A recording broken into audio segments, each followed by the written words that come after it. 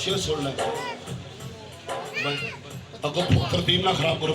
शेर सुनो आफो जी मेरे को आओ जरा, मेरा बड़ा सोहना भरा है ये साडा बड़ा प्यारा भरा। आफो जी आओ जरा मेरे को अगे बैठ के सुनना शेर। स्पीकर को ना मैनू आवाज आ जाएगी, स्पीकर को आवाज मैनू आ जाएगी ना तो जो करना। हाँ माया